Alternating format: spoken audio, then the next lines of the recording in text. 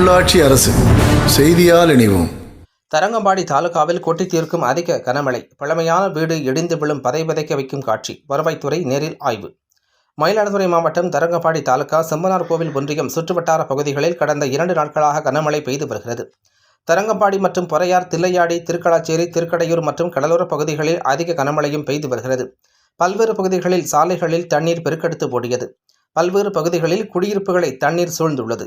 இந்நிலையில் திருக்கலாச்சேரி ஊராட்சி பாலூர் கிராமம் தெற்கு தெருவில் சுமார் 150 ஆண்டுகளுக்கும் மேலான பெரிய பழமையான வீடு கனமழை காரணமாக திடீரென இடிந்து விழுந்தது. முன்பகுதிகள் முழுந்ததும் இடிந்து விழுந்தது. வீடு இடிந்து அருகே உள்ள மின் கம்பிகள் மீது விழுந்து மின் கம்பிகளும் அறுந்தது. அதிர்ஷ்டவசமாக உயிர் சேதம் ஏற்படவில்லை. இந்த பழமையான வீட்டில் பொன்னுத்துறை, நீதிராஜன், லலிதா உள்ளிட்ட 3 குடும்பத்தினர் வீட்டின் பின்பகுதியில் இருந்ததால் அதிர்ஷ்டவசமாக உயிர் தப்பி உள்ளனர். வீடு இடிந்து விழும் பதை பதைக்க வைக்கும் சிசிடிவி காட்சி சமூக வலைதளத்தில் வைரலாக பரவியதை அடுத்து பரபரப்பு ஏற்பட்டது. இந்நிலையில் விபத்து குறித்து வருவாய்த்துறை நேரில் பார்வையிட்டு ஆய்வு செய்துள்ளனர்.